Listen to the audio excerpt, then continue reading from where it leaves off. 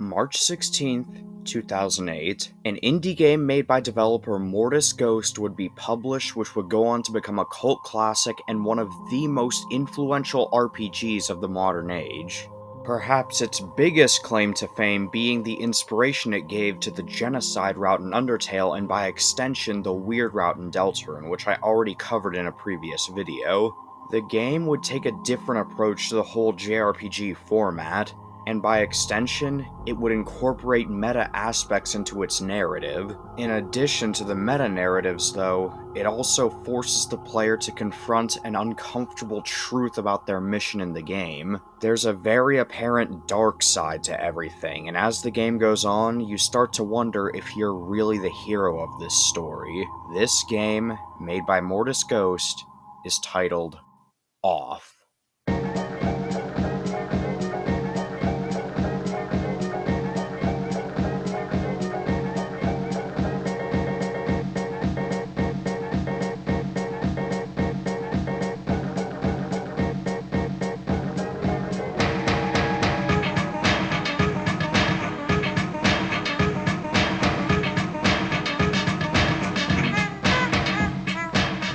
In terms of writing, Off as a game really intrigues me. It has some of the most unique world building out of any JRPG I've ever played or JRPG style game.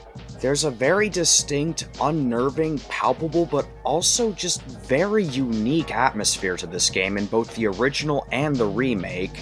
The symbolism has a good bit to delve into, the characters are all well written, and the slow revelation throughout the game as you play it is genuinely one of the best I've ever seen. As such, it's little wonder why this game picked up as much popularity as it did. Mortis Ghost, as a game developer, truly does know what he's doing when it comes to the writing. In this video, I intend to dive into the writing of Off, its story and chronological order, all the present themes in the writing, possible symbolism, a little bit of speculation, and ultimately how the game really does this revelation so well. I'm not really targeted on one particular thing with the writing, I just want to delve into it overall and the stuff that I think is really fascinating. I can't guarantee that my analysis will be perfect, but I'll do my best. I want to note real quick, by the way, that I won't really be covering the new bosses in the remake, and in addition, all of my footage is from the remake. However, the remake doesn't have huge visual alterations outside the UI. I'll also make sure to use the soundtracks from both versions of the game because both are equally fantastic in my opinion. And without further ado, let's delve into this. Let us dive into Mortis Ghost's bizarre masterpiece.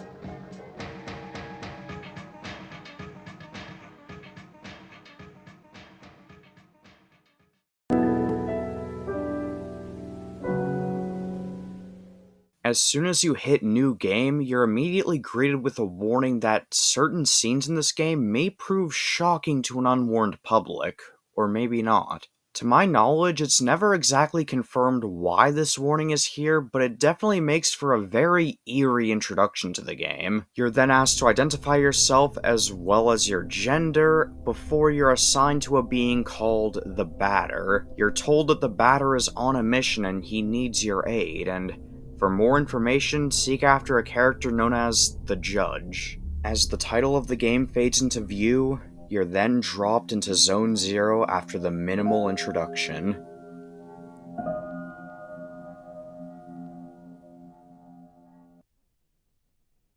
At first, everything's silent. Eerily silent. The game already shows off its very unique art style with colored backgrounds and simplistic graphics as well as colorless characters that pop against the vibrant backgrounds. The pixel art of the game is very solid overall, and along with that, all of the dialogue portraits have a very distinct style to them I can't really pinpoint. After this very brief little tutorial, you then enter Zone 0 proper.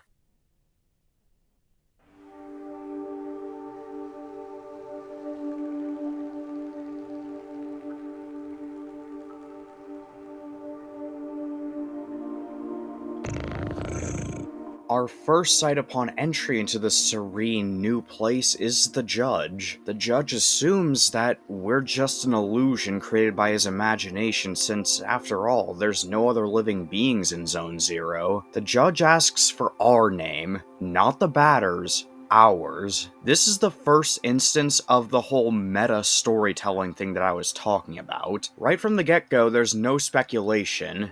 The game establishes clearly that the batter and the player are separate entities. The judge is a fairly welcoming, albeit kind of Shakespearean introduction, and along with that he agrees to teach us the basics of combat. By this point the judge realizes too that we and the batter are not just illusions created by his imagination, we're actually there with him. Nevertheless, the combat tutorial commences.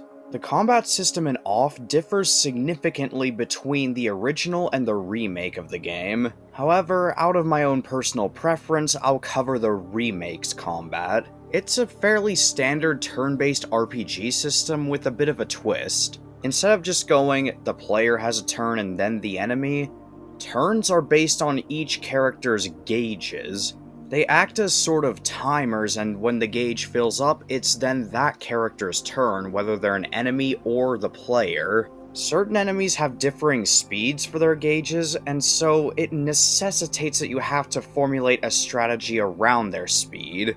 Additionally, there are some moments where the batter gets a unique yellow flame to his gauge and he's able to attack with a critical hit. This critical hit does a considerably larger amount of damage, and it applies to the competences as well. Competences are basically this game's version of special attacks. Each competence costs CC, or competence points. Each competence has its own different effect, but they all largely have the same visuals. The visuals of combat are fairly bare bones, but they get the job done, I guess. Admittedly, the combat of this game isn't really its specialty, but I do still kind of like it. I like the way you have to formulate a strategy based on the enemy's speed, and in addition, the different speeds at which the gauges fill actually make each enemy and boss feel distinct, unlike in the original. Overall, the combat's pretty straightforward, however there's one really interesting detail I noticed. Every single time a battle begins, instead of saying something like battle begins or X enemy approaches, the message that shows up on screen is purification in progress.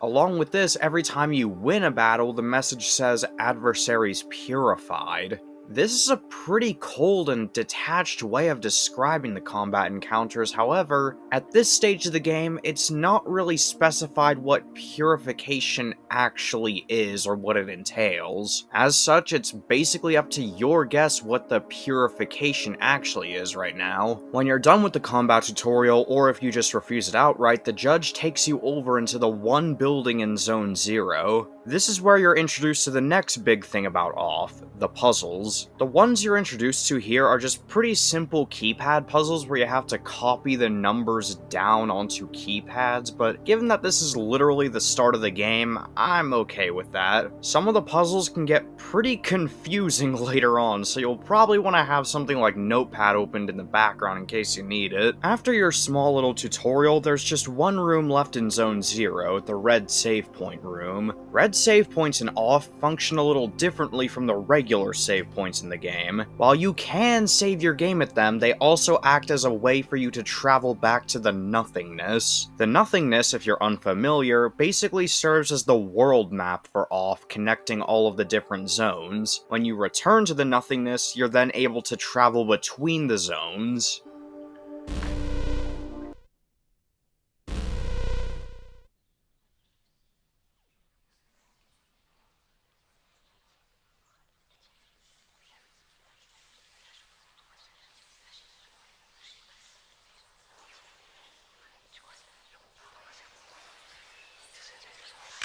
With everything having been said, that's the end of the tutorial area Zone Zero, which means now we can move on to our first proper zone in the game.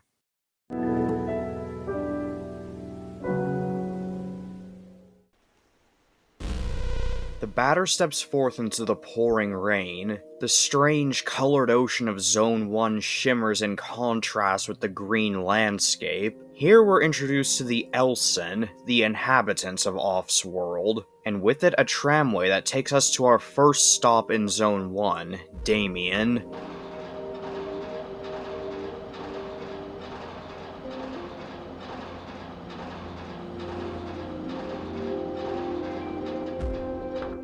The smoke mines of Damien are a strange place. All of the workers seem to have bags under their eyes just like all of the other Elsen, and seem to just be tired from excess labor. The first worker questions the batter on why he's even there, and the batter says that he's being controlled by you, the player. The worker immediately assumes you must be part of management and gives you your first little bit of insight into the world of Off. This is our first taste of Mortis Ghost's surreal style of world building. Here in the smoke mines of Damien, they do mine ores, but the ores aren't what they're seeking to collect. Instead, what they're trying to do is free all of the clouds of smoke trapped behind the ore. They then package up that smoke in plastic bottles, which is shipped off to the other zones. The rest of it floats up to the sky and forms the air that the Elsen breathe. As such, smoke becomes solidified as being among the four elements of Off's world, because without smoke, there'd be no air for the people to breathe. There's some stuff to unpack here. First of all, the fact that the Elsen breathe in smoke instead of regular air implies that they may be artificial in some way. I mean, after all, the smoke of industry is toxic for almost everything that's alive, so inhaling large amounts of it would surely kill something, but the Elsen need the smoke to breathe. I also personally find it a little odd that they have to ship some of it off to the other zones. It's never exactly stated how far apart each of the zones are, but under normal circumstances, you would think that it forming the atmosphere of the world would make it so that it wouldn't have to be shipped off to the other zones. However, maybe the other zones are just that far away, it's never exactly confirmed. This is the first of many things that make all of the other zones dependent fully on Zone 1 for their resources. And in addition, it helps establish the theme of the consequences of industry that's present throughout Off's world. Here it's especially apparent seeing as the people of Off's world have to literally mine for and excavate that or import the air they breathe in. The air we breathe in is very readily available to us. All we have to do really is just go to a place that isn't 100% airtight sealed and we'll be able to breathe just fine, as long as you're not living in Norilsk. In Off's world, that isn't the case. People have to work to be able to earn the right to breathe. As such, they're fully dependent on industry in that regard, and it's not the only regard they're dependent on industry for, but we'll get to that when we talk about the other elements. When finished with this explanation as to what the smoke mines of Damien are for, the worker stumbles over his words before the batter interrupts him, demanding to know, where are the impure spirits? This highlights something about the batter's character overall. His complete apathy and detachment from everything that's happening. We're trying to make sense of the strange thing we were just told about how the characters in Off get the air they breathe, while the batter just completely does not care. He makes it clear that he's only in this world to complete his mission. He's not here to have a fun little ride. He's only here to see through to his goals, and that's it. This is reinforced throughout the rest of the game too. The batter constantly puts up a stoic front. It's very seldom that he expresses any emotion at all in any instance. He shows a complete disinterest in anything happening in the world of Off. He only cares when it pertains to the goal he's trying to achieve, the purification of the world.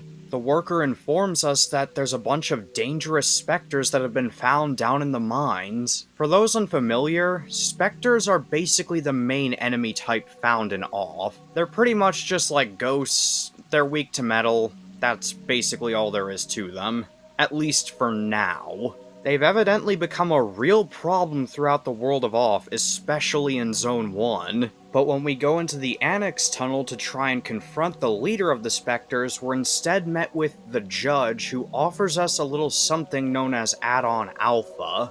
Add-ons are basically objects that function as this game's version of other party members. The batter is of course the leader of the group, and the add-ons are like his allies. Each add-on has its own distinct style of attack and moves, so they're pretty useful. Add-on Alpha, in particular, specializes in attacks that can inflict status effects on the enemies, which can do anything from slowing them down, making them unable to attack for a bit, gradually draining their health, etc. As such, it's really helpful in combat settings. Aside from that, though, its class type listed in the menu is also very intriguing. It's listed as, quote, Father. Nevertheless, after this, we gain access to the main part of Damien, and with that, we get our first non-tutorial combat encounter in the game. I just want to put this out there that I will always love the original game's battle music, Pepper Steak, which you actually heard towards the beginning of this video when it was showing clips from the game's trailer.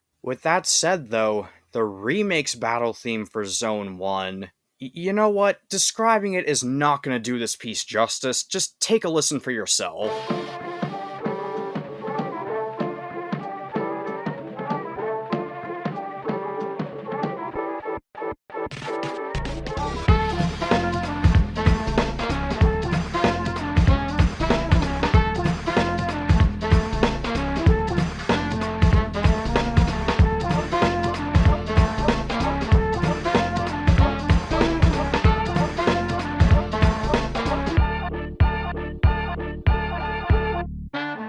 This specific battle theme has a very jazzy, roaring 20s type vibe to it, and honestly, I love it. It's genuinely among the best video game tracks out of any turn-based RPG I've played, let alone off. It's honestly such a jam, to the point where a lot of times I purposefully drag out fights in Zone 1 just so I can keep listening to this music. Eventually though, you'll find a blocked off path with a ladder to its side that leads up and out of the mines. Above the mines is the next workstation, the metal farmsteads of Pentel. Here, instead of mining smoke from the earth, the people here bisect cows in order to harvest the chunks of metal inside. The purer, more refined chunks are then used to make various tools and other objects. The rest of it ends up getting discarded and forms the ground the people walk on, thus making it one of the 4 essential elements. Once again, we're presented with the consequences of industry in Off's world. The people have to literally sacrifice livestock in order to be able to walk on the earth. It's even more surreal seeing as, well,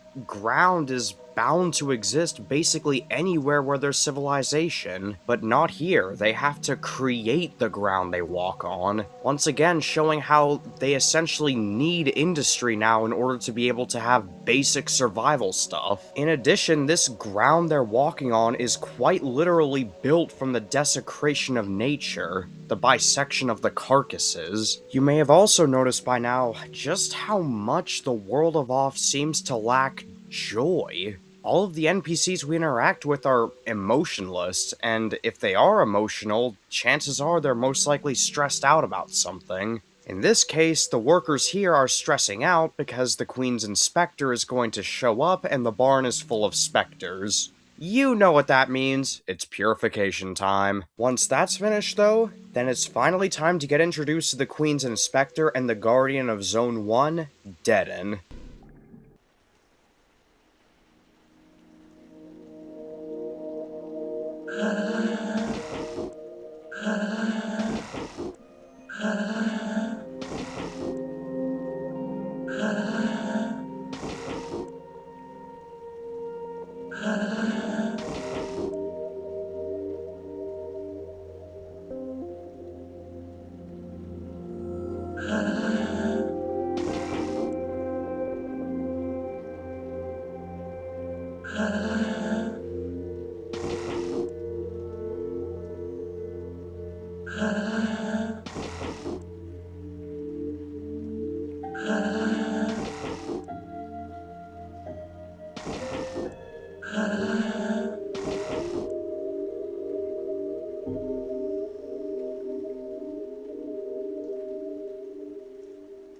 Pretty much right away we can get an idea as to why the worker we talked to was so nervous about Deaden showing up. From the moment he shows up, he's angry, aggressive, and hostile to the worker. Anytime the worker tries to speak up, Deaden immediately shuts it down. He undermines everybody else, and dismisses the batter as just being some sort of arrogant man. Which, to be fair, by this point the batter does seem to be pretty arrogant, but still. It reveals a lot about Deaden's character and just how jaded he's become. It makes you wonder if maybe there was a time where he wasn't like this. What must have happened to him to make him this way? It's never exactly stated for sure, but it's definitely interesting to think about. Something I find to be quite odd, though, is how the batter immediately assumes that Deaden must be involved with the Spectres in some way, despite there being no real evidence to support this. And before even speaking to Deaden yet, the batter immediately decides that he has to destroy him. You'll then have to go back to the smoke mines and then navigate a dark maze part of the area where meeting a dead end will result in a battle. It sounds like it would be really annoying, and admittedly it can be pretty confusing to navigate, but overall it's not that bad. When you reach the next save point, you'll then meet another new character, Zachary. Zachary serves as the traveling merchant of this game. Additionally, he immediately opens up with a lot of meta commentary, and displays full knowledge that he's in a video game, making him one of the only characters to do so. Zachary is actually a pretty good merchant, and a lot of the stuff he offers is really useful, but that makes sense seeing as he's literally the only one that shows up in the game. Past Zachary is the third workstation of Zone 1, the plastic administrations of Shachihata. Here, the workers fill out a bunch of forms and then forward them to the couriers. In exchange, the couriers will then give them shipments full of plastic, which is then used to make everyday objects. In addition to that, though, plastic in liquid form also flows and forms the oceans of the world, thus cementing its place as one of the 4 essential elements. Admittedly, I'm not too sure what the significance of filling out the forms for the plastic is, but I digress. This information even furthers the bizarre feel of Off's world. Plastic is very clearly a pollutant in our world. Yes, it's used to make a lot of the objects we need, but plastic also pollutes our oceans. In Off's world, it's different. In this world, instead of water filling the oceans, it's liquid plastic. Almost like a metaphor for how our oceans are becoming filled more and more with plastic, to the point where they might as well be plastic in the far future. Once again, it's a pretty clever reflection at the damage humanity has done to the environment with industry. Up on the roof, you can also find the judge yet again, who will be willing to give you a hint for the next puzzle. This next puzzle involves paying very close attention to NPC dialogue, specifically on the ground floor. All of the workers are so caught up in their work that if you try to talk to them, they'll only tell you the forum number and stamp number they're currently filling out. In one of the office rooms, though, all of the forum numbers will be the exact same.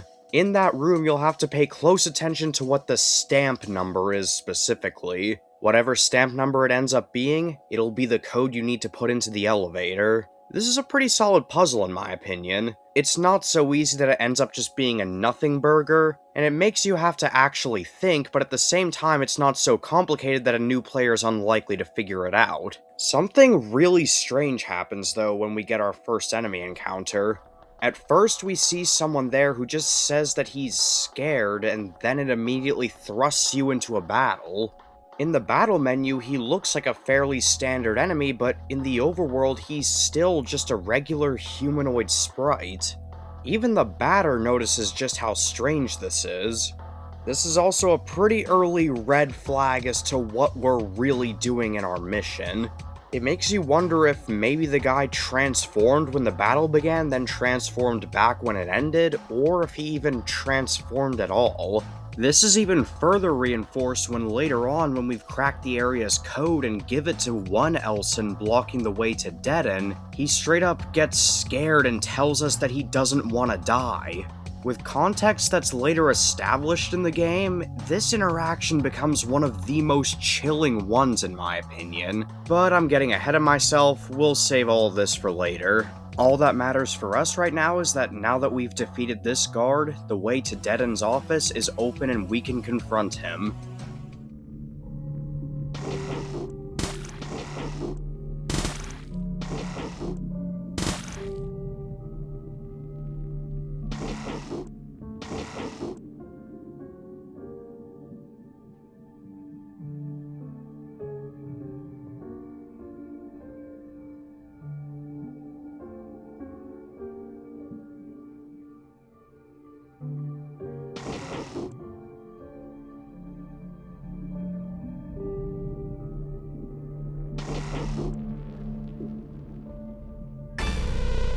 With this, we're able to actually ascertain more about Deden's character, and specifically how he partially parallels the Batter. Notice how just like the Batter immediately did upon hearing of him, Deden, upon meeting the Batter, immediately resorts to threats of violence. He immediately assumes that he's involved with the Spectres. But while the Batter is more calm and composed in his threats of violence, Deden is rash, angry, and infuriated with him. And yet despite that, both of them still share the aspect that they'll immediately resort to violence in some situations to get things done. After this, you're able to finally go to Alma, and after solving a poster puzzle, which, I'm gonna be honest, I hate this puzzle, it's just really annoying for me. If you don't have a photographic memory and you don't take a picture, you're basically screwed. After this admittedly pretty annoying puzzle, you'll then enter the fourth and final workstation of Zone 1, the Meat Fountains of Alma.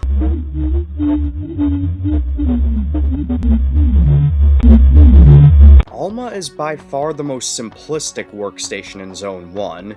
The only duty of the workers here pretty much consists of catching the meat from the fountains in plastic bottles before they overflow. Once the liquid meat is caught in the bottles, then it's shipped off to the other zones as well as throughout the rest of Zone 1 for people to consume. It seems to be the one and only food source throughout Off, hence making it a very essential element, one of the 4 essential elements, because without meat, well, everybody would starve to death. Admittedly though, I can't really find any symbolism with this one to derive, sorry. The Batter then states he's here to liberate the world from evil before the worker we talk to then asks to be liberated and then a battle commences. In the interest of time, I'm going to be skipping past most of the puzzles from this point on in the zone. The only one I really want to focus on is the last one, the Flesh Maze. It's a very Lost Woods-esque puzzle where basically you have to follow where the music gets louder in order to progress. If you go the wrong way, it sends you back to the beginning. Normally I'm not a huge fan of Lost Woods type sections, but this one's pretty decent because the whole gimmick of it is fairly easy to figure out. I also just really like the design of the maze itself. The purple color of the walls and floors contrasts very nicely with the vibrant red meat flowing through the area. Plus, the maze itself is actually pretty short, which means it's not all that confusing to figure out on your first time. Eventually though, when you reach the end, it finally leads you to the final bit of the zone, your confrontation with Deden.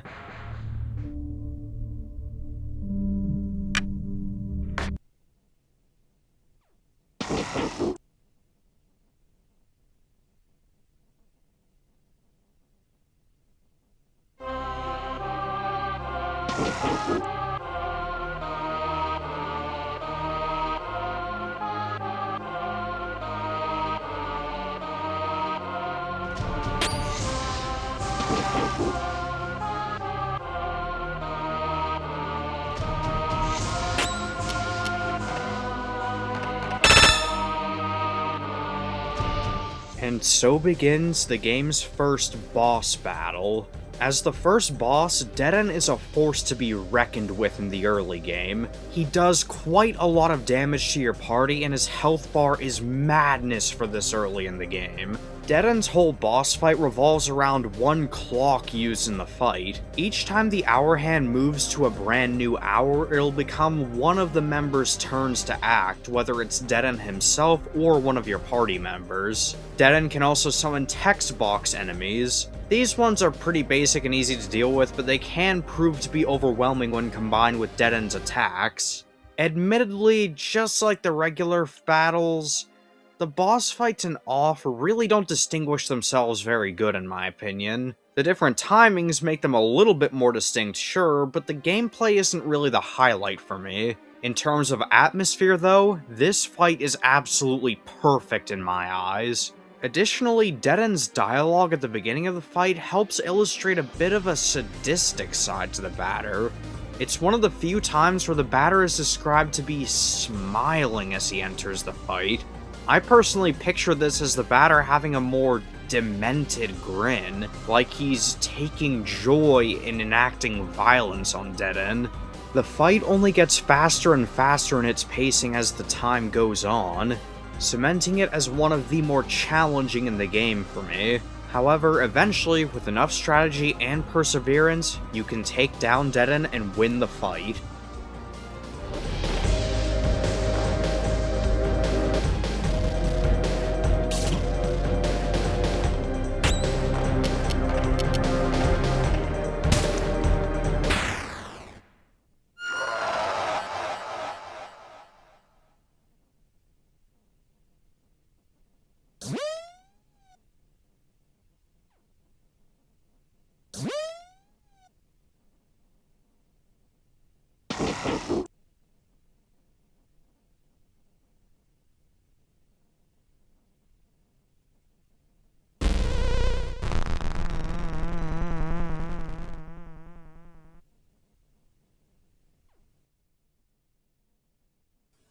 After seeing Deaden's bloodied carcass fade away, we're then taken to a short intermission with the right now unnamed young child. All the child says is that didn't start well, whatever that means. And with that, Zone 2 has now been unlocked.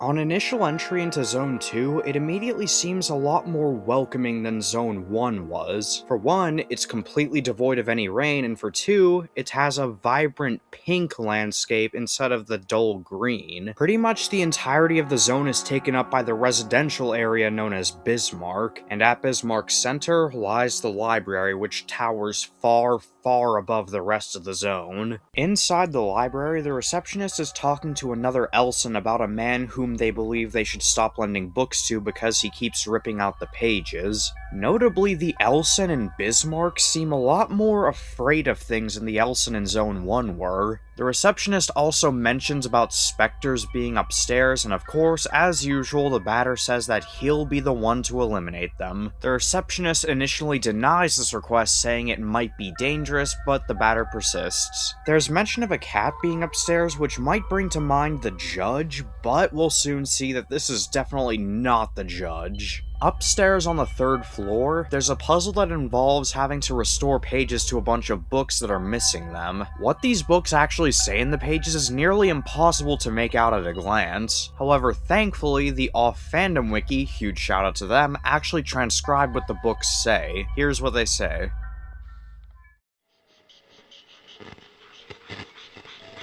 This is the story of the 3 guardians, chosen by the Queen to rule over the zones, islets of life in the nothingness of this world. The first, Deaden, was tall and short of temper. His firmness of character and his body of steel ensured him supreme reign over his zone.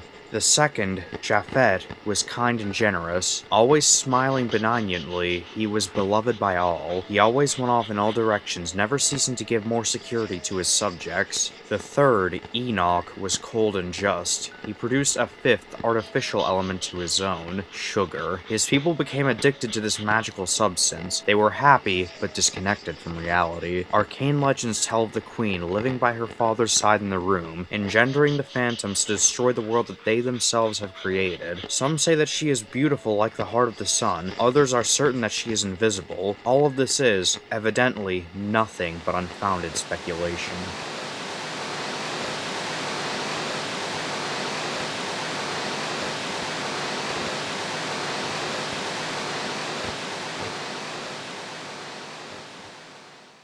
With that, we now have an actual idea of what a Guardian really is. A ruler of their respective zone. In addition, we now have a name to give to the Guardian of Zone 2, Japhet, who we have yet to meet. This is also the first mention of the Queen's father, who, as we'll later find out, is also connected to the batter in a very significant way. This also implies that the Queen is the one responsible for all the destruction we're seeing, but this remains dicey at best. Either way though, it clearly puts a target on her head for the batter. As already mentioned, 3 of the required pages are on this floor, however there's one that's actually outside of the library that you have to talk to another Elson to get. This took me so long to figure out, it's actually kind of embarrassing. Now that we've solved that puzzle, we can actually go upstairs even more and meet the cat that was mentioned by the receptionist earlier.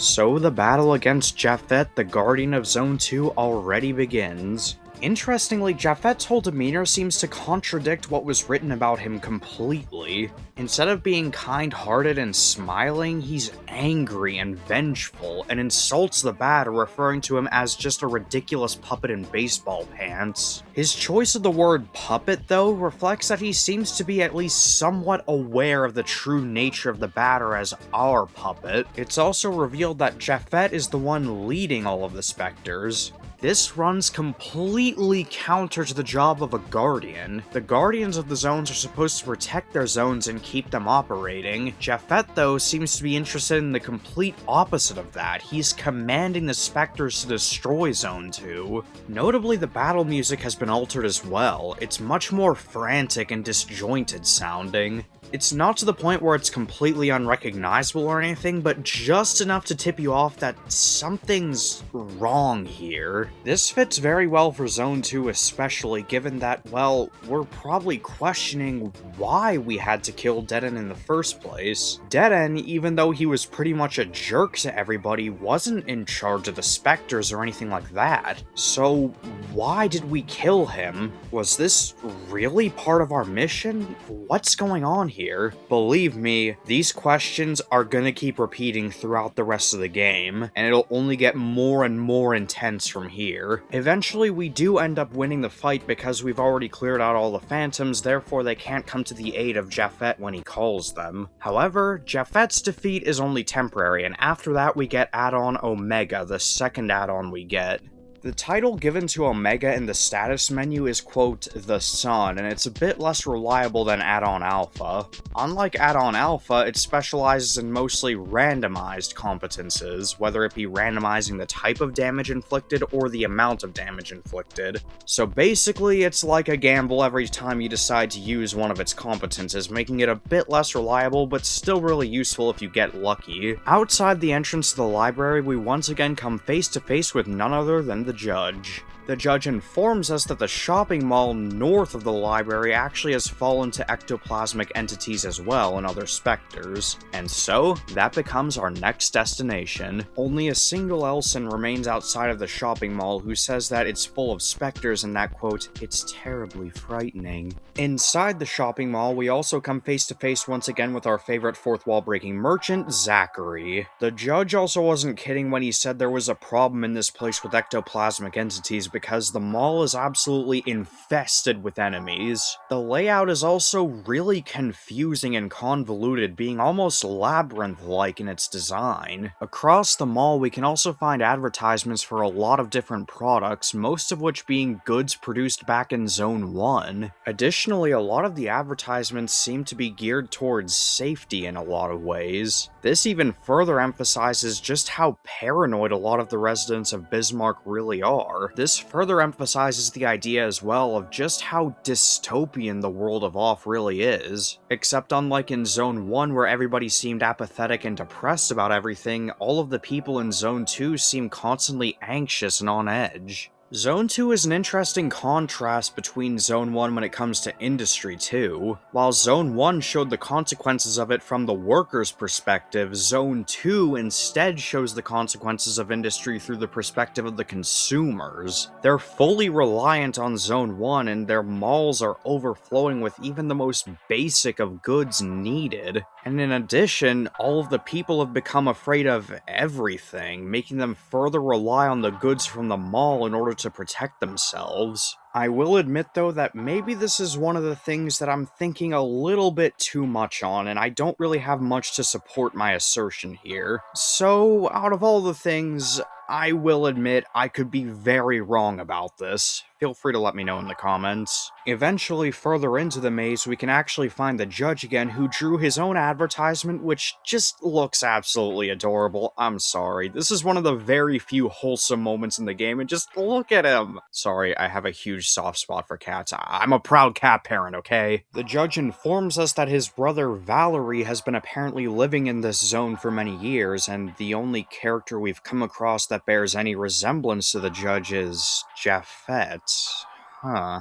In any event, we end up going to the next area of Zone 2, the carnival. Outside of the carnival, there's a lot of signs in the line area that humorously point out how long the wait will be, despite how short it seems. Everybody just kinda stands around in the main central part of the park, not really wanting to go on any rides. Speaking of attractions, though, there's only 3 here. One of them is a pedalo course where you can ride a little boat around some water. There's a director's office nearby, but you can't access it. This boat ride is an actual interactive attraction where you are basically in full control, and it's a nice little area. You just have to be careful about the tiny blue squares because those are motor things that send you in a direction automatically. It's a nice little bit of level design, not too shabby. However, it's also required to activate a switch to unlock part of another attraction, the roller coaster. The actual current roller coaster is literally just a bunch of stationary chairs situated overlooking the liquid plastic. And even this proves to be too much for a lot of Elson, who say they feel like they're going to faint. Although humorous, this does further emphasize just how bad the whole problem with fear has gotten in Bismarck. For God's sake, the people think that a bunch of chairs situated facing the ocean is a roller coaster, and they think it's, quote, too daredevilish for them. If that doesn't show just how bad their fear has gotten, I don't know what else will. If you've managed to unlock the real roller coaster, you'll be able to go up to the top of it where you get a rare view of the actual sky and the clouds, which is really appreciated. Weirdly, there's a statue of Zachary up here, and there's a brief little puzzle where you have to push the statue into the roller coaster cart. If you then get the batter to ride down the roller coaster with this statue, you'll then get a picture of them together, which can be used to access the boss's office. This shows that Zachary is in charge of this amusement park, though how involved he actually is up for questions. This entire thing is entirely optional, but you do get a lot of really good items if you access the boss's office, so I definitely recommend doing it. The last attraction is also the only one that's actually required to beat the zone, the balloon popping minigame. You and an Elson take turns together popping a different amount of balloons of your choosing. Whoever pops the last remaining balloon loses the game. Admittedly, the AI can be a little bit finicky at times, but overall it's not a huge deal, and I usually get it within a few attempts.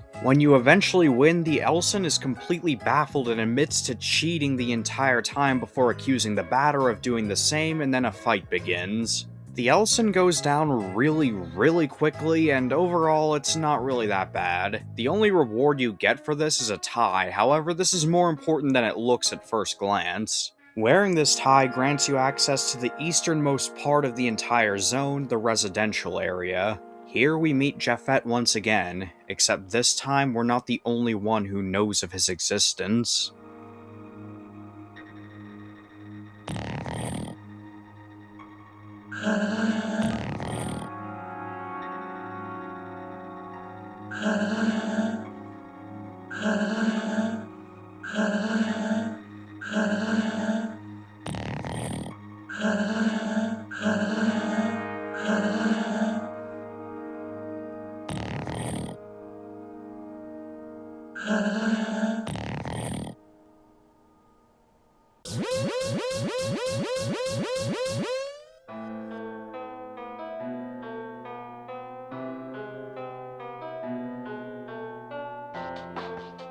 We now have specters to destroy within 4 minutes or else we'll automatically get a game over. These specters are significantly more difficult to deal with than the ones previously, especially the Spectermite swarms. They're a lot faster and more aggressive than other enemies we've faced up to this point. It's here too that we finally understand why it is that Japhet is so angry with everybody, why he's so vengeful. It's not because he's innately evil, it's because of the treatment he gets from his subjects. He's the one who built this zone, he gave them everything, and in return, they don't even recognize him. Even worse, they all suggest he's dangerous and just see him as some old cat. So it's little wonder then why Japhet feels so angry and bitter. However, he then decides to overcorrect for everything. He releases a punishment too far by descending a bunch of lethal specters upon the people. This makes it so Japhet is actually a threat that needs to be taken out, because unlike Deaden, who was just kind of a jerk to everybody, Japhet is actively harming his own people. This makes Japhet perhaps the only Guardian in the entire game where we can actively see why the Batter is pursuing him. Not only is he in charge of the Spectres, but he's actively using them to terrorize his own people as vengeance. And ultimately, we and the Batter are the purifiers of this world. And even if that means eliminating a Guardian, if that Guardian is in charge of the Spectres, then maybe it's what has to be done. By this point, Japhet cannot be reasoned with anymore. Having said that though, that does not absolve the Batter at all of just how wrong some of his actions feel. Ever since defeating Deaden 2 and seeing his corpse, it starts raising questions as to what the nature of this purification really is. Are we really doing the right thing on this mission? There have been several points where Elsen have shown up as monsters in the battle menu, but once again, as I mentioned before, they appear completely normal in the overworld. Are the specters even as monstrous as they appear to the Batter as they actually are? All of these are questions for a later point, though. I'm getting a bit ahead of myself. The ungrateful treatment from all the townspeople doesn't end with Japhet, though, because even after the Batter finishes purifying the residential area of all the specters, the people return the kindness by kicking him out of the residential area for quote-unquote causing a disturbance. Upon being thrown out, the judge greets us and then informs us that apparently this Japhet individual is actually his brother Valerie going under a different name and pretending to be someone else. This could be possible at this point, but is it really? Does Japhet just happen to look similar to Valerie? Or are they both the same person? Maybe they're both two different personalities in the same body? It's uncertain for right now. But either way, regardless of whatever name this character goes by, it's now our mission to hunt them down. In order to hunt down Japhet, you have to return to the library and keep climbing higher than you did previously. You'll find a bunch of new books. The pages seem out of order, but they're actually in chronological order. The numbers are just for a code that you need to access the final part of the library. The code can be admittedly confusing to figure out. It took me a few attempts to get it, but thankfully I did end up getting it. Still though, this is a little bit more complicated than it looks, believe me. Each book also tells a piece of the story of Japhet, and thankfully, just like earlier, the Off Fandom Wiki was kind enough to transcribe the full story.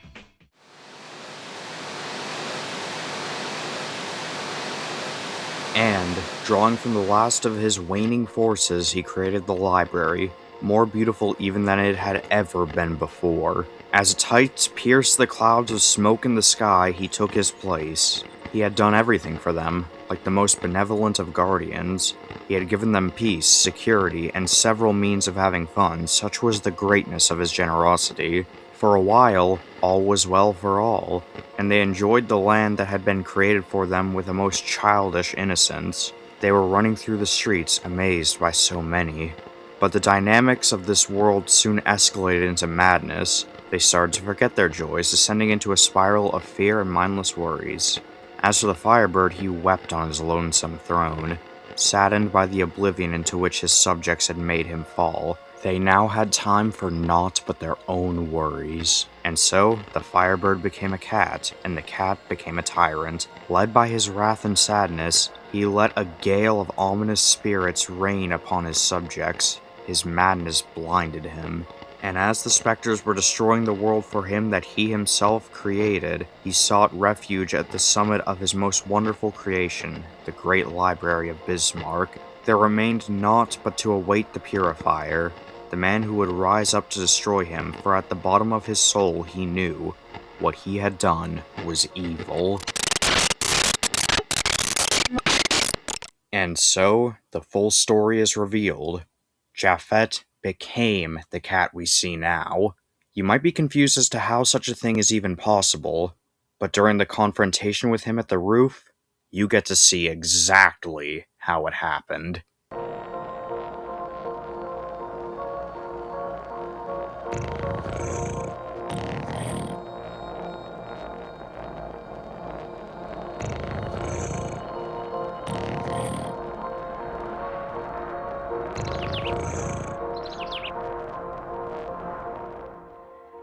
And so the truth is finally revealed. This really was Japhet all along. He never stopped being a bird.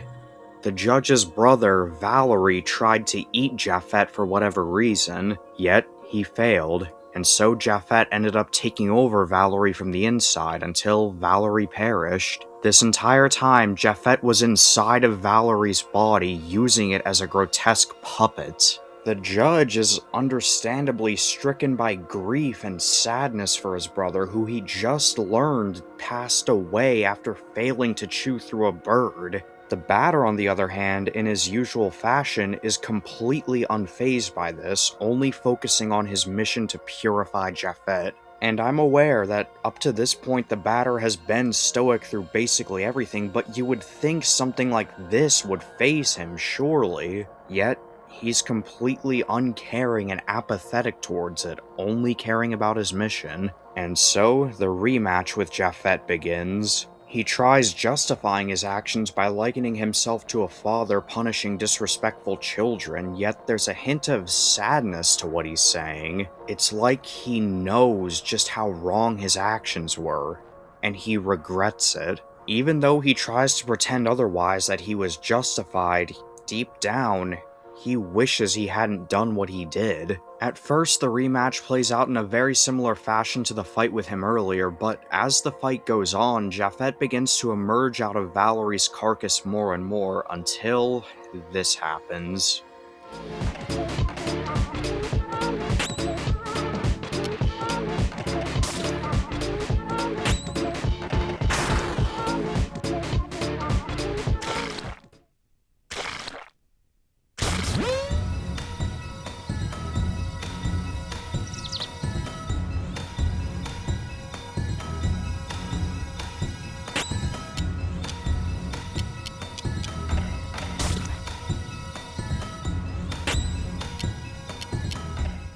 And so, the real boss fight begins against Japhet in his true form, the Millennial Firebird and Lord of the Second Zone.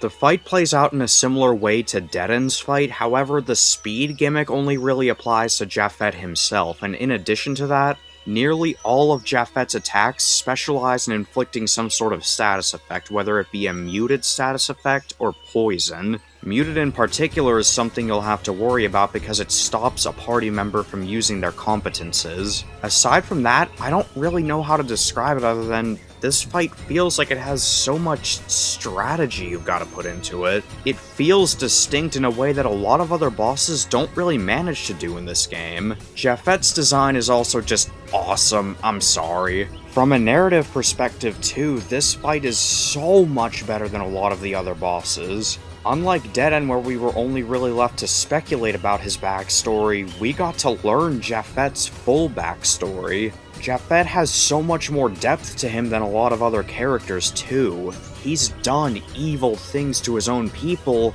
yet he takes no joy in it. He knows deep down just how wrong his actions were, and so there's nothing left for him to do but to fight the batter at the top of the library. Overall, the fight against Japhet is my personal favorite in the entire game, and I doubt that's going to change anytime soon. Gameplay wise, it's probably the best fight in the game, and in addition to that, narratively, it's pretty much perfect. Interestingly, just like Deaden, Japhet also has significant parallels to the Batter. In this case, it's the Justification. The Batter by this point has done seriously questionable things, perhaps the biggest of which being the purification of Deaden. Yet the Batter tried to justify it, saying that Deaden was, quote, the pest that eats away at this land. And in a much similar fashion, Japhet unleashed the specters on his own subjects to, quote, teach them a lesson, and yet he tried to justify it by likening himself to a father punishing disobedient children.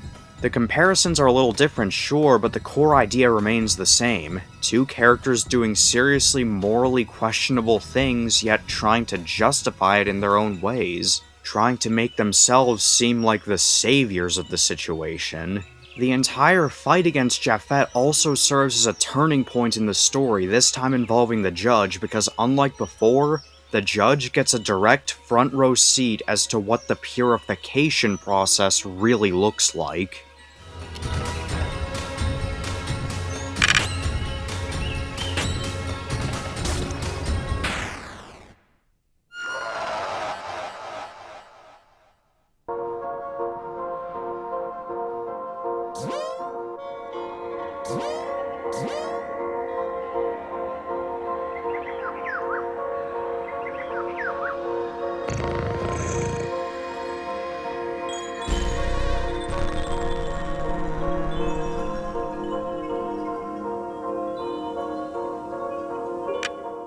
And so, Japhet is defeated and Zone 2 has been purified. We then get another cutscene with the little boy in the same red room we saw earlier. This time, the little boy says that the bird apparently left too.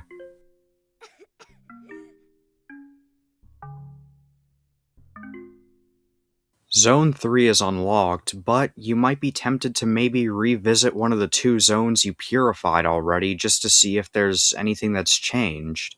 And in doing so, you get perhaps one of the biggest confrontations as to the true nature of your mission in the game.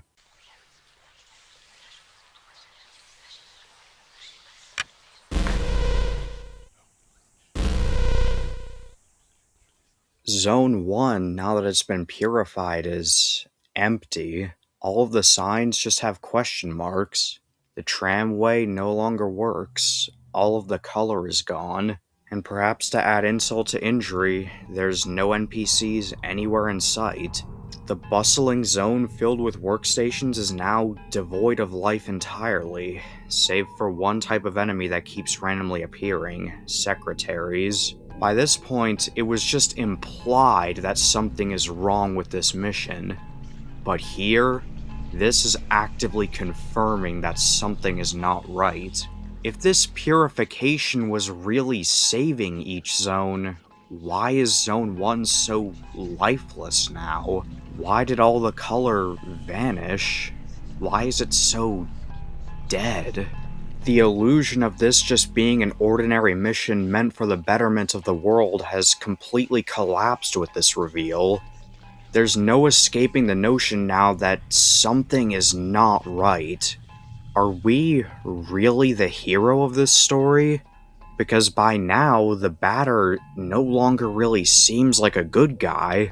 All of this will be further elaborated on in the next zone, the one with the fifth artificial element.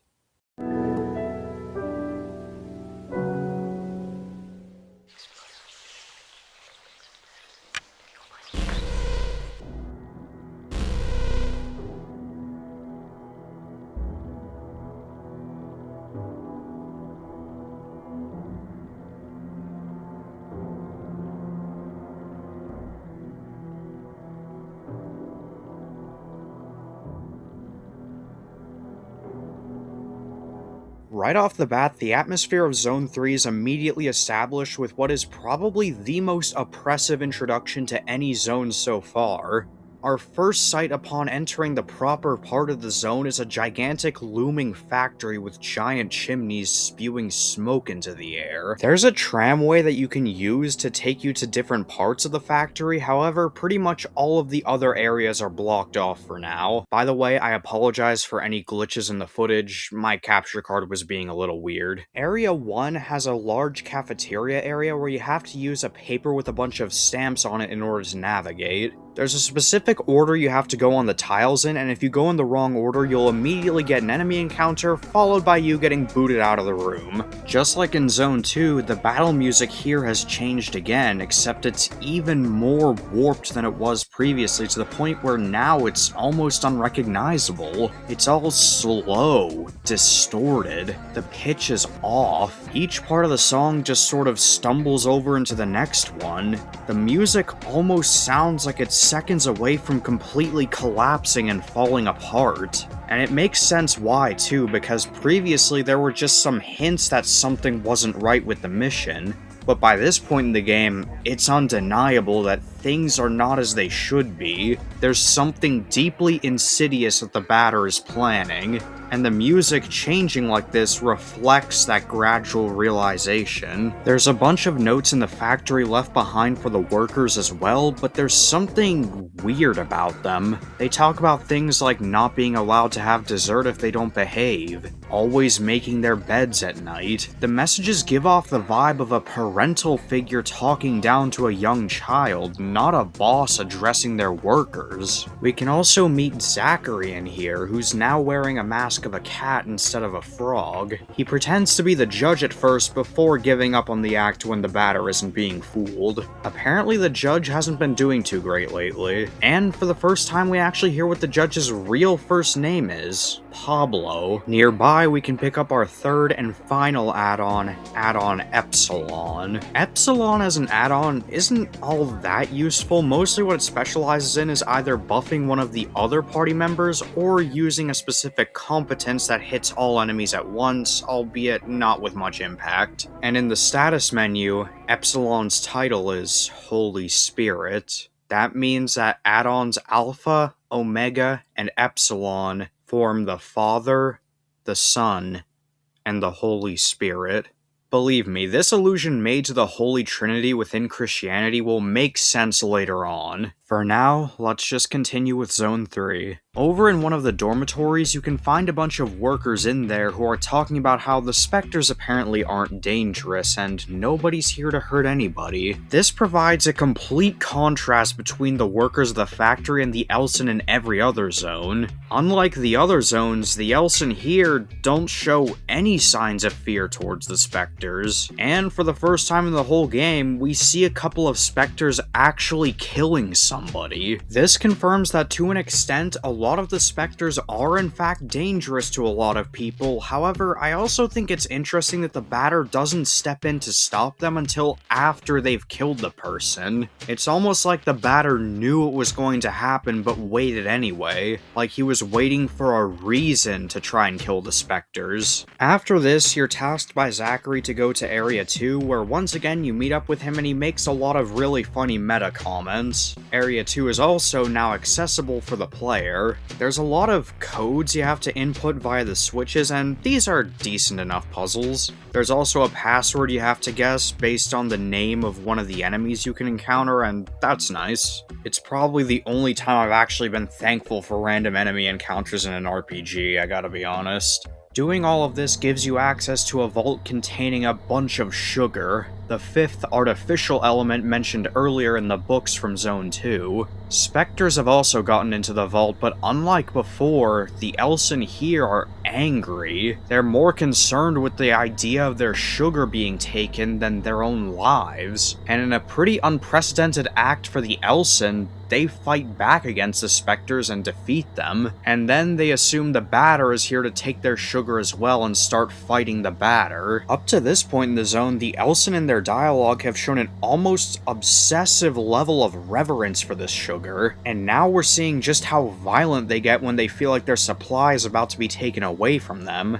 I think community member Folly, when she got to this part of Zone 3, put it best. This is just crack. By the way, shout out to Folly herself for voicing that for me. I would say that Folly's assessment of this is pretty accurate because, just like mentioned before in the book about the Guardians, this sugar seems to have a highly addictive quality to it. This is especially concerning since this is the reward the workers get for their work. This sugar essentially takes the place of a salary for these workers. The addictive quality of it keeps them coming back too for their jobs in hopes of just getting more, getting their next hit. And, just like we've noticed multiple times now, this is very likely a commentary on the consequences of industry. Now, assuming the person watching this is employed, just try to imagine your job. Do you like your job? Do you go in purely because you enjoy what you're doing? If that's the case, then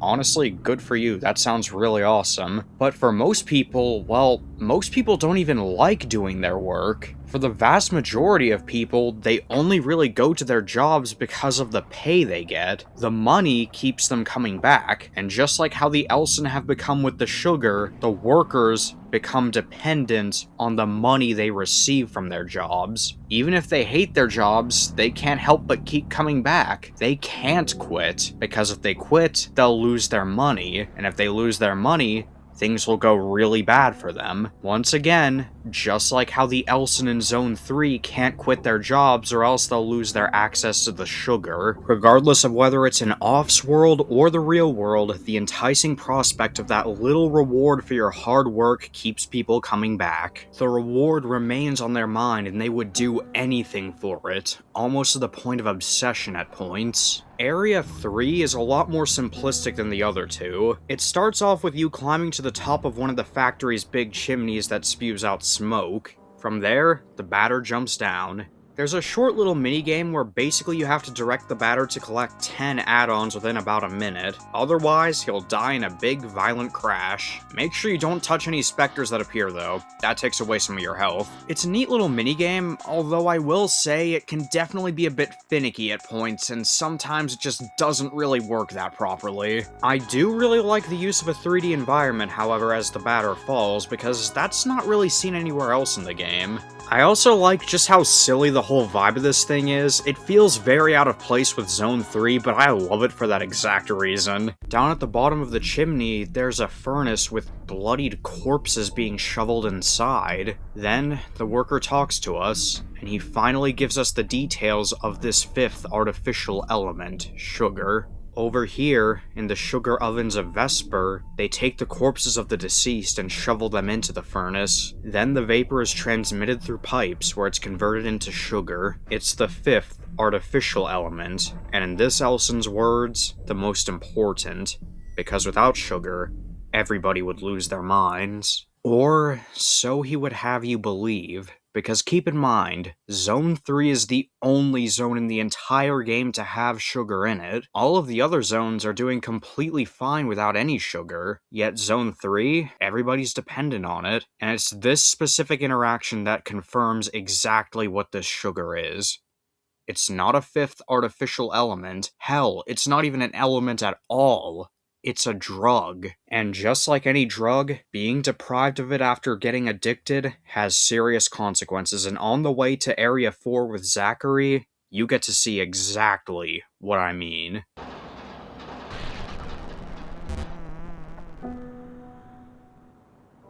Meow.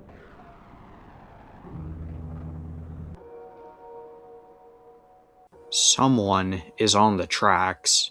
They seem completely confused, aimlessly wandering around, and as we can see, this person has been without sugar for a long time, and now they're beginning to have withdrawals. During the whole fight with them, they never even attack once.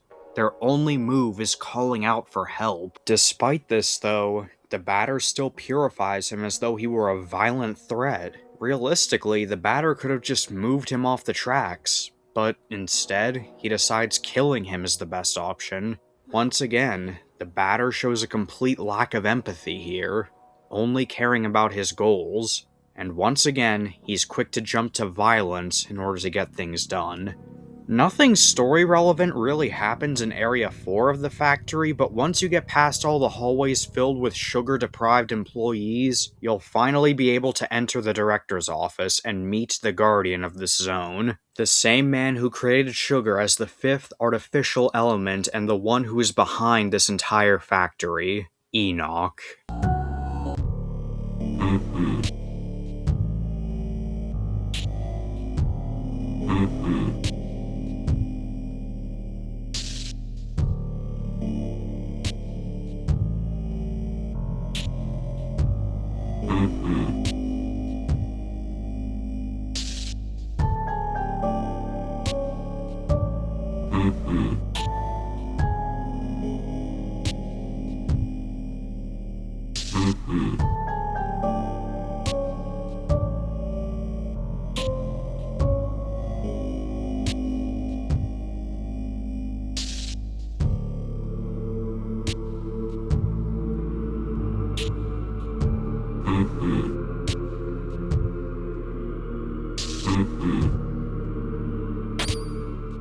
With this interaction, we learn a lot of things about the world of Off. First, we finally get an answer as to what exactly a Guardian is. We already had an idea in Zone 2, but here, all of the questions we had as to what a Guardian is finally get answered. They're essentially the creators of each zone, akin to gods in a way. And we also learn what exactly the Spectres are. They're not inherently evil, they're the vengeful spirits of the dead. Even though he seems weirdly content with the specters roaming around his factory, Enoch straight up confirms that he's not involved with them in any way. Yet despite this, the Batter still insists on purifying him. Enoch does definitely seem to have a bit of an ego with how much he likes the metaphor of being like a god, but the Batter also clearly has an ego. The Batter has likened himself at this point several times to a savior or righteous figure. Regardless though, Enoch refuses to just take all of this, and Enoch also delivers one of the best lines in the entire game. I'm sorry, how is this a real line that somebody wrote for this game? Enoch says before the fight, and I quote, "No matter your physical strength, you can't withstand my excess weight." Enoch drags you into a fight with him, but unlike other bosses in the game, this one is straight up impossible to win. Your attacks don't even dent his health bar. And for once, the Batter actually encourages you to flee the battle. And indeed, that's the only way you can actually progress through this. Just when you're leaving though, Enoch suddenly crashes through the wall and starts giving chase to the Batter. Here you have to outrun Enoch or else he'll drag you back into the fight that you can't win and you'll have to flee again. It's a pretty neat little section, although it is really easy, especially since if you just flee the battle again after getting caught, you'll immediately be at the end of the section. Going back into the hallways you came from, though, shows that the whole zone is already becoming purified. This is really strange, seeing as we haven't killed the Guardian yet somehow the zone's still entering its pure state. And just as you're about to escape on the tramway, Enoch catches up to you.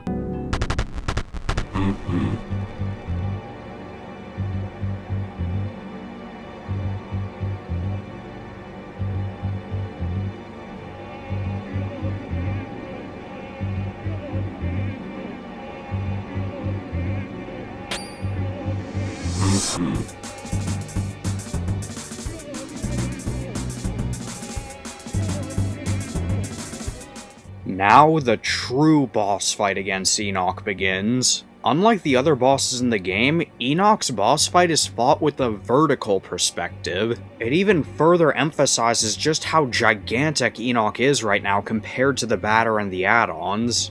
Enoch's fight works a little bit differently than some of the other bosses, mainly his speed. He becomes really aggressive when he's getting serious, but there are moments where he tires out and doesn't attack for a few turns. Overall, it's not a very complex fight, and it's pretty easy to figure out, but I do like this addition. I'm also a really huge fan of the perspective change because, once again, it shows just how powerful Enoch is compared to the Batter. Narratively, it's probably the weakest fight in the game, but that's honestly okay with me. Enoch serves his purpose fine enough. And as per usual, it's really, really satisfying to finally take him down.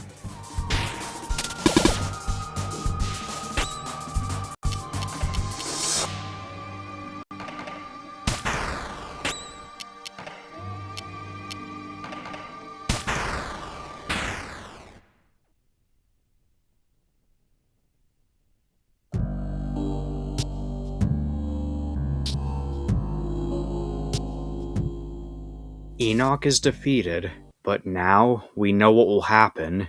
Because the zone has been deprived of its guardian, it's destined to fade away into the white, pristine nothingness we've seen many times.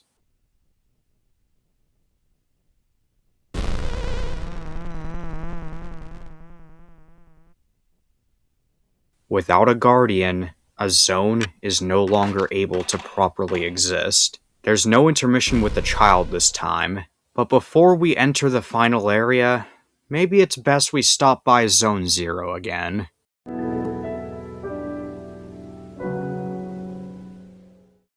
Zone Zero doesn't really have a bunch of immediate changes. The only one that sticks out straight away is that Zachary is now here in place of the judge. However, that's only at the surface, because when you go into the room where you got the final code for the area originally, there's something new just underneath it.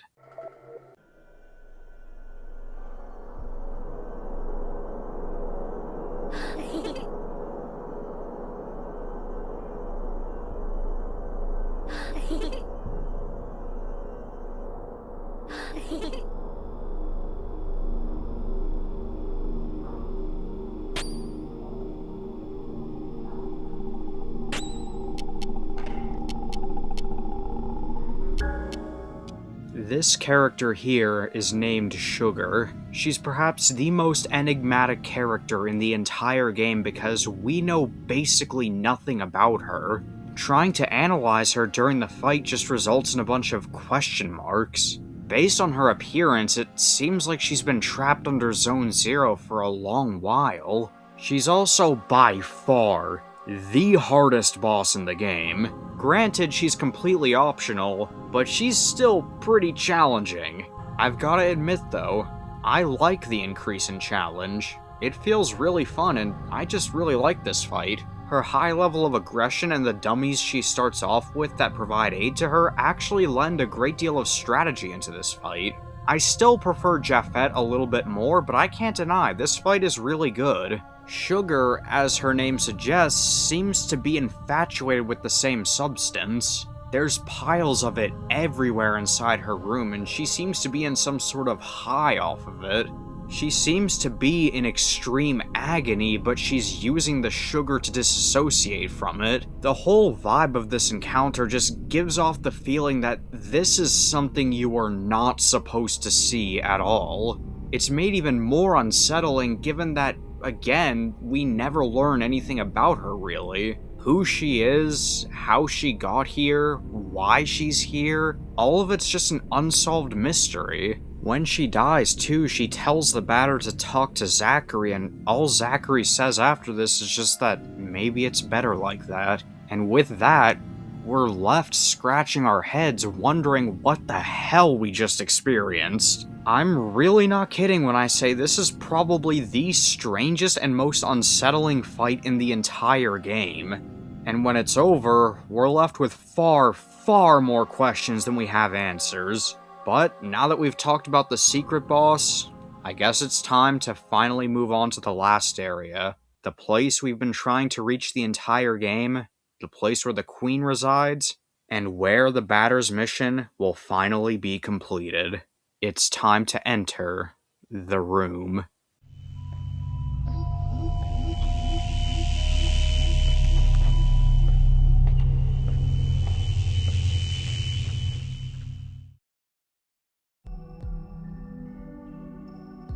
Chapter 5: The Room. At first, the zone is completely empty, save for one small area, a child's bedroom. On the calendar, it says February 11th. There's not much in here, so your first instinct should be to walk back out. But when you walk back out, all of the chairs have been rearranged into a face, Going back in shows a new note left by a child. He says he doesn't like this place very much, but that he's glad his father is there with him. We also learn that this child is apparently sick and is on medication for whatever their illness is. Going back to the start and then re-entering shows a whole hallway filled with a bunch of enemies you have to fight. They go down fairly easily by this point. They don't really put up much of a fight. Another note from this child is left behind. It only says that he doesn't like the pills, nothing more. There's a new doorway in the room. Going into it takes you into a sketched out hallway. No matter how many times you reach the end of this hallway, it'll loop forever. The way you have to proceed is by going back. There's now dialogue from this child, saying that he and his father will go outside to play tomorrow. Chapter 4. I Had 3 Friends. The layout has been reorganized yet again. The date on the calendar has changed to June 3rd. The sketched out hallway we were in previously that never ended seems to have finally stabilized itself, and now the door leads somewhere. A place where we're given a selection on where to go. We're given a choice. Visit the room, the tall mister, the bird, or the big mister. Clicking on any of the 3 people takes you to a new area, one that looks completely unlike anything else in the game. In each one, you can find one of the 3 guardians. The tall mister is Deaden, the bird is Japhet, and the big mister is Enoch. Yet despite that, none of them act normal. They act completely different to how they did when we met them. Deaden especially is a huge example of this. Unlike earlier where he was a complete jerk to everybody, here he's kind, patient, almost father-like in the way he treats the batter. I say the batter, but realistically, none of them seem to actually be addressing the batter. Instead, they seem like they're talking to someone else, a small child. When you solve the area's puzzle, each of the 3 talk about how they're going to design their separate zones. This confirms that this has to be in the past, before each of them became guardians. If this was the batter's past, then surely he'd recognize at least one of these 3, but no. Each and every time he met one of the guardians before this, he had to be introduced to them. As such, there's only one explanation. We're witnessing the memories of somebody else. Judging by the state of the outside world, it seems like something definitely has to have happened here. Something catastrophic. Either way, it's very obvious that whoever once lived in this world doesn't anymore. You might still be questioning who exactly we're playing as in these memories, but when we advance to the next chapter, we got that question answered for us precisely.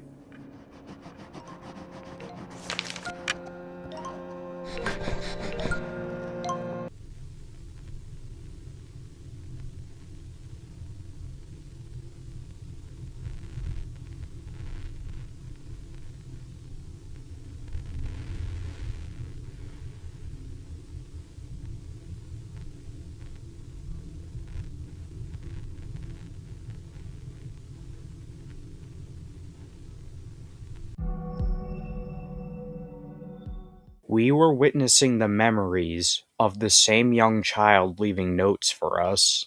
Additionally, it seems that since then, his father abandoned him, but the child clearly already had a strained relationship with his father because he apparently didn't like him anyways. We also learn one piece of critical information. The add-ons are parallels for the 3 guardians. And seeing as the Guardians are basically this world's equivalent of gods, it only makes sense that the add-ons would embody the Holy Trinity. Chapter 3. The World in a Window.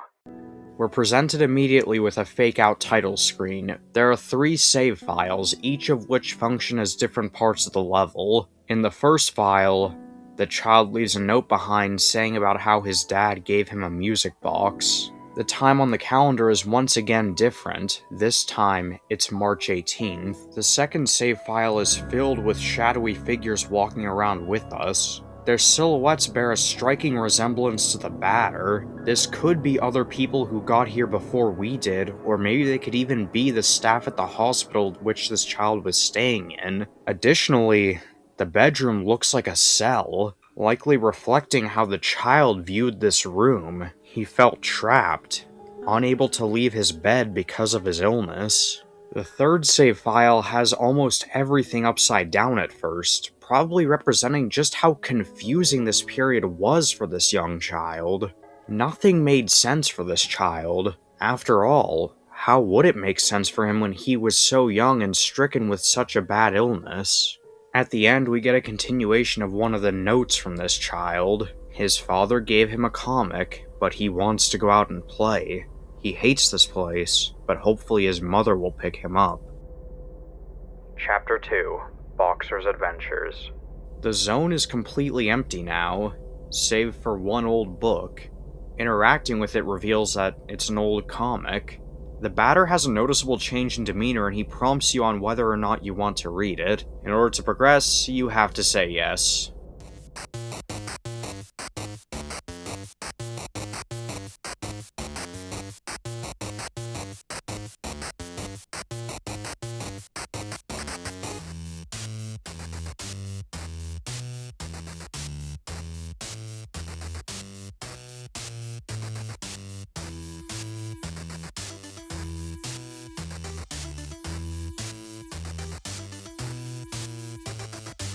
So yeah, this is the event of the comic.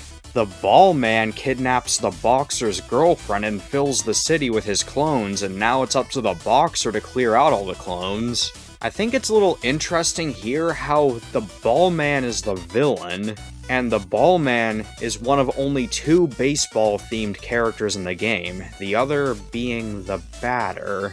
Wonder if that's saying something. The whole segment is really easy and can be done in basically a few minutes because of just how overpowered the boxer is, but regardless, at the end it's implied the boxer lost and was overwhelmed by the clones. Before we can read the rest of the comic though, the batter stops us and says that this is really stupid.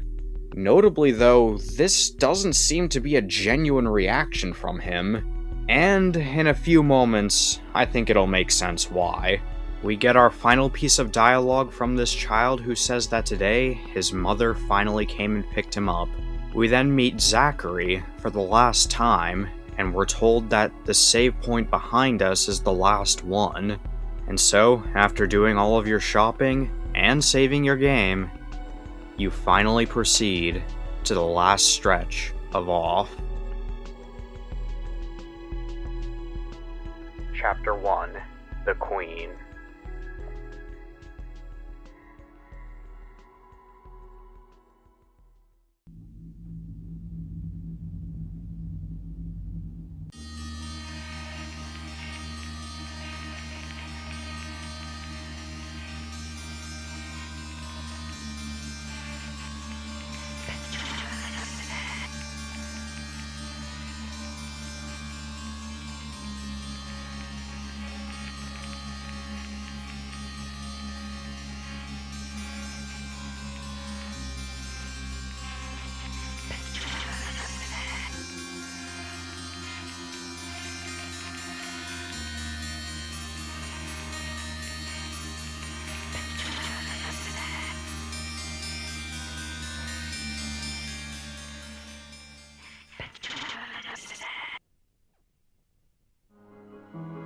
With this, multiple revelations that finally come full circle and complete our understanding of the story of Off.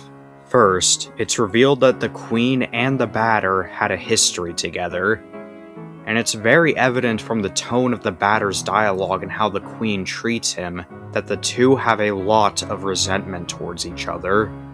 Second, this child was the one who brought the Queen into the world, but also the batter into the world. This implies that the batter and the Queen are both the parents of this child that brought them into the world, and thus, the father is the Queen's son, and that means that this is both the son and the father of the batter as well. The entire time, The batter was seeking to purify the world because in his eyes, the queen failed at her job to take care of their child. And so, with this conversation, I believe that I can finally piece together what I interpret the story of Off to be. Everything begins in February. The child is diagnosed with a terminal illness, and as such, he is bedridden in the hospital. His mother is seemingly not in the picture at this moment, and so it falls on his father to watch after him in the hospital. His father keeps him company, spending time with him, gifting him comic books, and making sure he took his medication. But evidently, not all was well with this father, and so the child had resentment towards him, and eventually, the father left, never to come back again, leaving the child all alone with neither of his parents in the hospital. Eventually, some sort of drastic event must have happened to the world, likely some sort of nuclear war, judging by the sky. Somehow, the child ended up being the one survivor of this catastrophe, and so he decided to create new parents for himself. The first was the queen, the mother figure who never visited him in the hospital, the one who would go on to govern the world of Off. His father, however, he still had a great deal of resentment towards, and so he created the batter, modeled after the villain from the father's favorite comic. It's then that the child also created the three guardians, Dedan, Japhet, and Enoch. Each of the three served as his best friends and guardians, and as such the title was passed down to them as guardians. The queen began making preparations for the new world, but the batter, just like the father before him, left the child. I don't really believe that the batter and the previous father are the same person, but it is evident that the batter seems to have at least some memories of the previous father, explaining the change in his demeanor around the comic. He doesn't think it's stupid, he's starting to get sentimental, remembering the past life of the previous father, spending time with his child. The batter refuses to let us continue reading because, well, if he gets too sentimental, he won't be able to complete his mission. At first, all was well in the three zones. Everything was pretty much a utopia, but over time, each of the three guardians were led astray on their own paths. They became jaded, and the world started to become a dystopia. The queen, however, never did anything about this, instead choosing to remain by her child's side over in the room. The batter, though, didn't see it that way. The way the batter saw it, the queen failed at her duty, and in his eyes, there was no hope left for the world of Off by this point. He grew more and more apathetic and indifferent, and so, the batter begins in Zone 0, being summoned there from the nothingness. Then we, the player, are assigned to him, and after meeting with the judge, the batter begins his journey of purification of the world. At first, it seems that this is a noble goal, making the world a better place for everybody, but over time it becomes clearer and clearer what the true goal of this mission is. Not salvation, destruction. And after each of the guardians fall, the batter finally reaches his former lover, at the very last bastion of life in this dying world.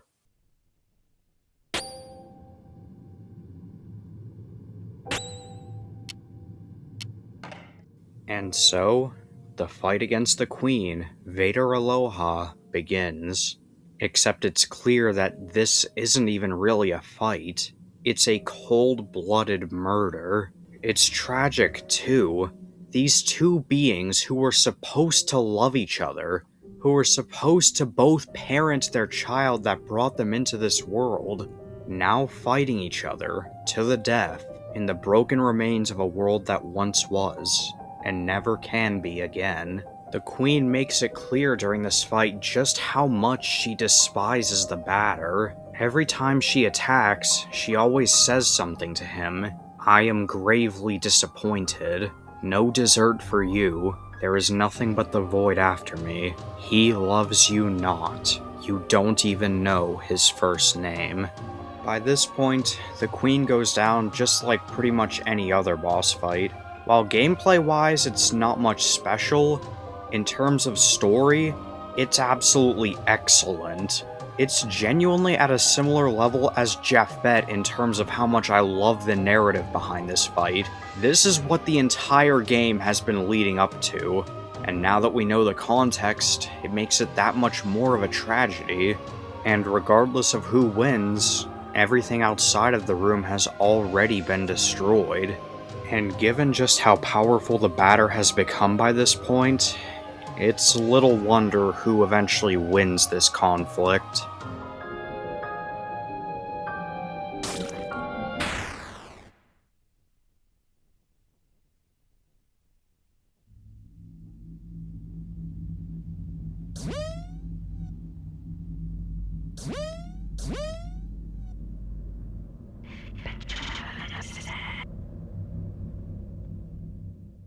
In her dying moments, the Queen seemingly starts reliving a memory from before the batter initially left. She proclaims that the child has his eyes, but the batter says they are full of fear.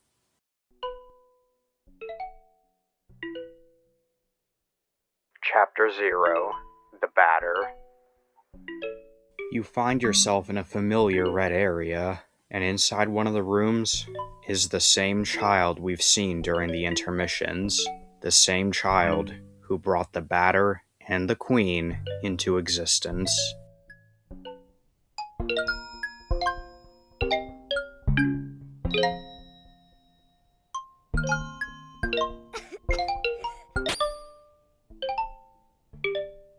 Hugo, a little boy, weak to plastic, weak to metal, weak to smoke, weak to meat, despite the fact that he is only a small child, and despite the fact that he is the batter's own son, you cannot progress any further until he's been purified. The batter once again has a huge change in demeanor before the fight, even after everything the batter's done.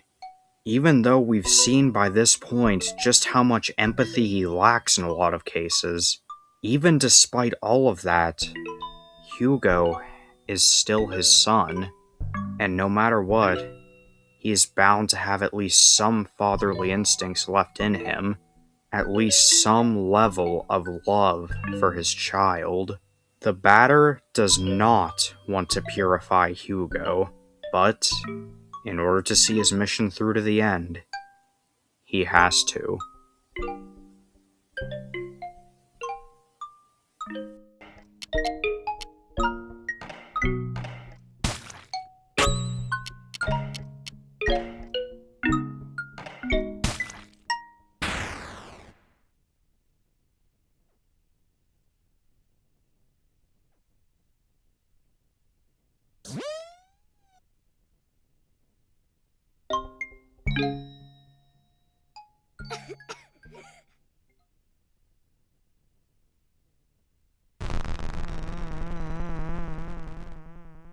The world has been purified. Now, there is truly nothing left. The mission is almost over. There's just one thing left to do. But before the batter can achieve the end of his mission, one familiar face returns yet again.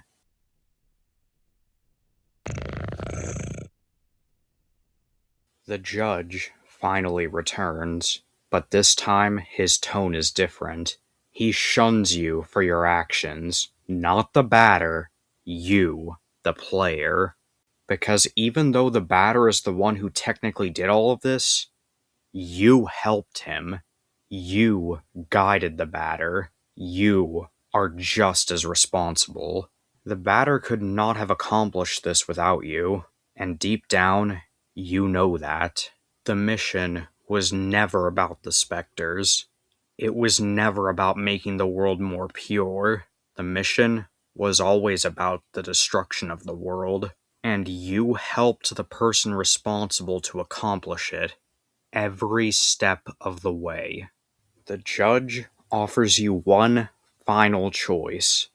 You can either repent for the sins you've committed and join the judge in trying to stop the batter, or you can stand by the original mission and join the batter to defeat the judge. Ultimately, your choice doesn't even matter. The entire world is already lost. But you know what? I don't even care. We just watched this man murder his own child. We watched him destroy the entire world. There's nothing left now. If there's at least one thing I can do right, then damn it, I want this man to die.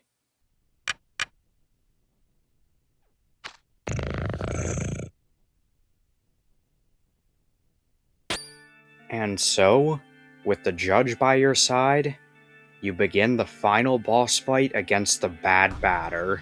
Just like how everybody else looked to the batter in the battle menu, the batter, from the judge's perspective, resembles a horrific monster. Except, in this instance, perhaps it's what the batter really is. Just under the surface, he may not look like a monster normally, but in his soul, that's always what he's been. The battle against the batter usually varies in terms of difficulty. It largely depends on how powerful you made the batter throughout the course of your playthrough, what competences you unlocked, the equipment you gave to him, etc. However, with the judge's powerful competences, it's often child's play.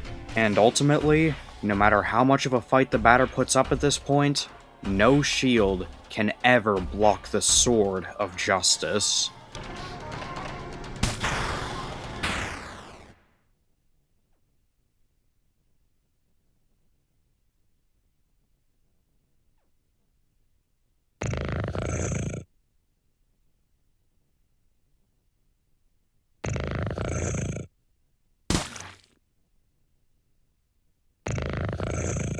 Hence, nothing remains except for our regrets. The credits roll as the judge wanders alone through the purified world. No other life forms in sight. But this is not the true ending. In the true ending, you, the player, stick by the mission you were given at the start of the game. And so, you and the batter once again take up arms to purify one more creature. And this time, it's the very same one who guided you at the start of the game, none other than the judge, Pablo, himself. The judge does everything in his power in order to fight back against the batter during this fight, but ultimately, he's outmatched. The batter is too powerful by this point, him and his 3 add-ons. By this point, the batter has put so much work into finally accomplishing his mission, and now there's nothing he won't do to finally see it through to the end. The judge is the last thing standing between the batter and home base, and no matter how powerful the judge may be, he is ultimately no match for the Purifier, the very same being that brought this world to its knees.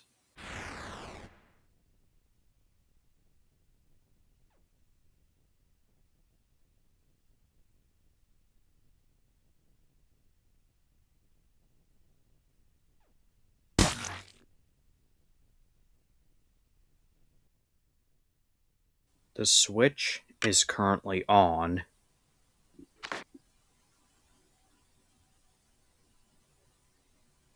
The switch is now off.